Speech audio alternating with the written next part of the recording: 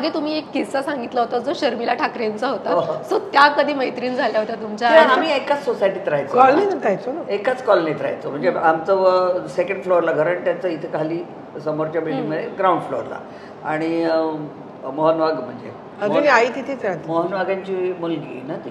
तर मोहन वाघांची बायको इतकी सुंदर पद्माते दिसायची आणि अशी उन्हात मोकळी केस सोडून बसायची.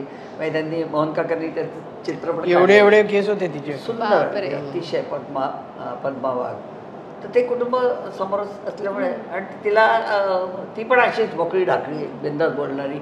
आणि तिची मोठी बहीण अपर्णा म्हणजे सौंदर्याचा पुतळा, इतकी सुंदर आहे ती पण. त्यामुळे लहानपणापासून आम्ही सतत एकत्र खेळायचो, वाढलोच एकत्र.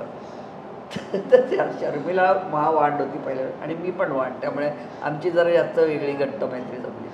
त्या मी गाडी शिकले आणि मग तिला शिकायची होती. तिला परवानगी नव्हती कारण वय नव्हतं झालेलं. मग बाबांचं लक्ष असायचं बरोबर. मग एकदा आम्ही ती म्हणाली वंदुताई मला शिकव ना गाडी. म्हटलं चल बस. आणि मी नुकतीच गाडी शिकलेली.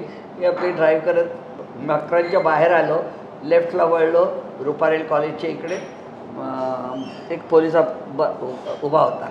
त्यावेळी मी तिला चालवायला दिली होती गाडी. तू बस, मी तुझ्याकडे लक्ष ठेवते म्हणून.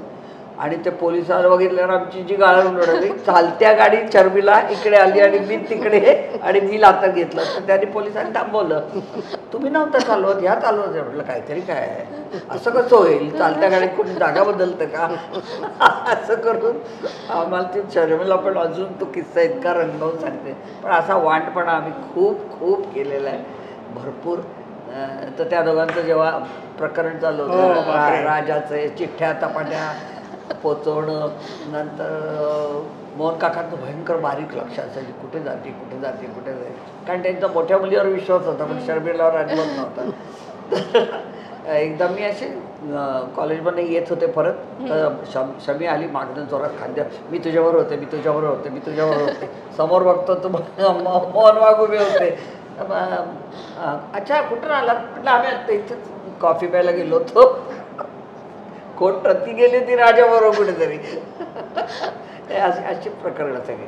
बरं, त्यांच्या बाबांनी कधी ओरडा दिलाय तुम्ही त्यांच्या चिठ्ठ्या पोहोचवल्या म्हणून किंवा काही? कोणाच्या बाबांना? शर्मिला ताईंच्या बाबा? नाही, मी मोहन काकांच्या नाटकात कामच करत होते ना, त्यामुळे असं काही केलं नाही. इनफॅक्ट त्यांच्या लग्नाच्या दिवशीचा मी एवढा गोंधळ घातलेला आहे तिथे त्यांच्या मित्रमैत्रिणींबरोबर.